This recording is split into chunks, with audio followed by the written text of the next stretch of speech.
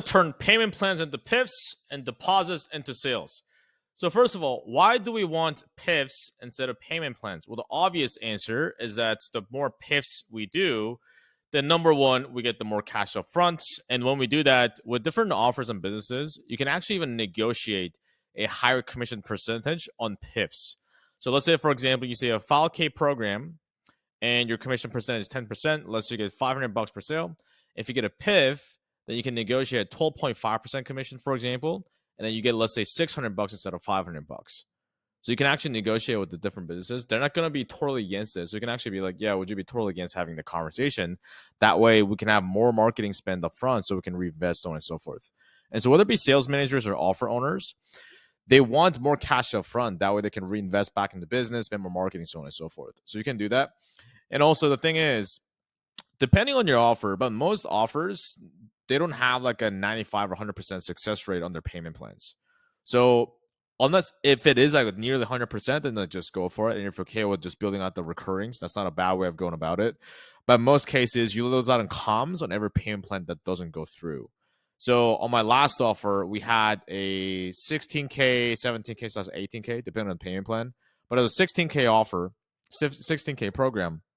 And I didn't know this, but later I found out the payment plan success rate on the 6Pay, so the 3K times 6, that was like 10%, meaning that only 10% of those payments all went all the way to 18K. Like most of us stopped after month one, and there are different reasons for that.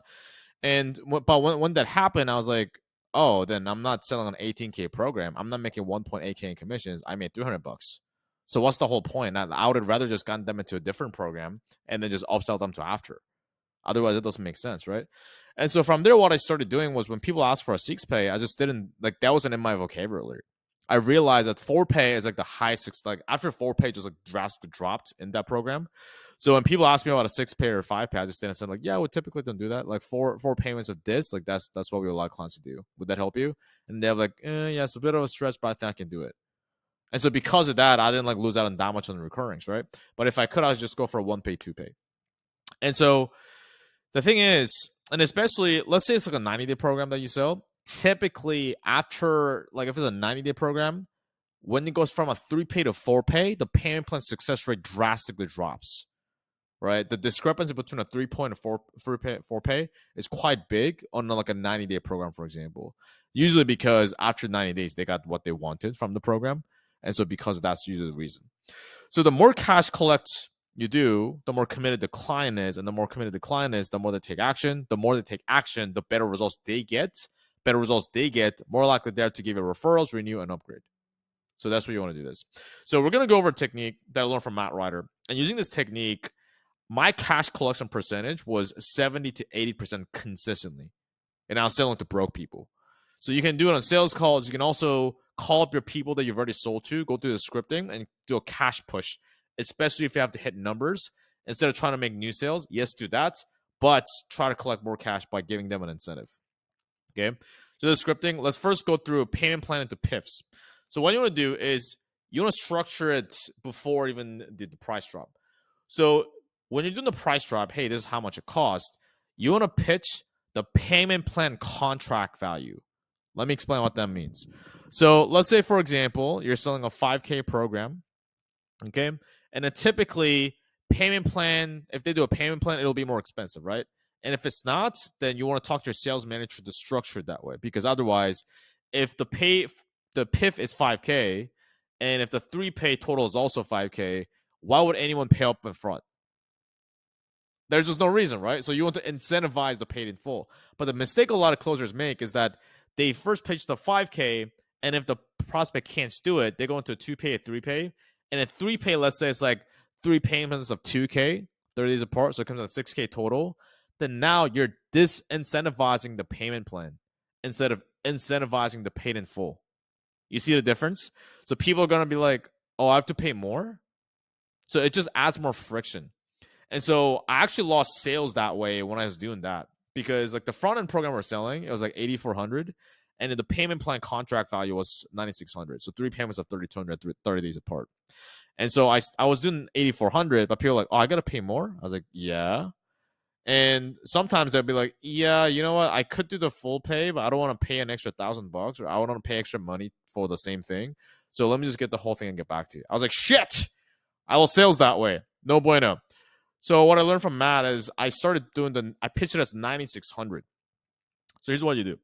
Is the funds required for you to get to 10K a month, retire your wife is 9,600. Where do you want to go from here? So just go through your payment plan, your program that you're selling, pitch it at the payment plan contract value. After that, you go through the logistical money objection handling that's laid out in the classroom section.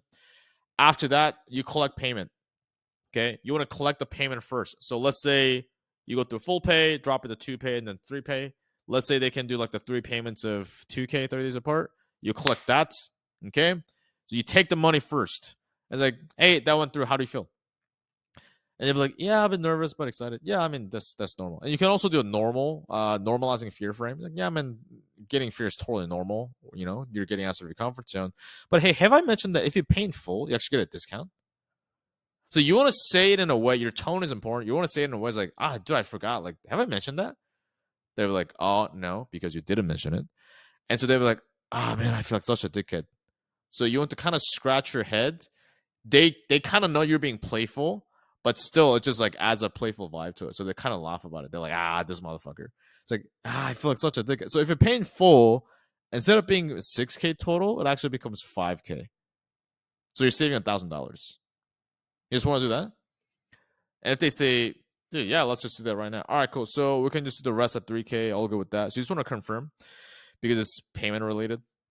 They'd be like, yeah, all right, cool. Same card. Yep. All right. Run the remaining card on the PIF. And then you want to cancel the payment plan billing. Okay. So you want to do that. Let's say, oh man, I want to, but I don't have enough money to do the whole thing. It's like, yeah, no worries. When do you feel you could get the rest of the funds together?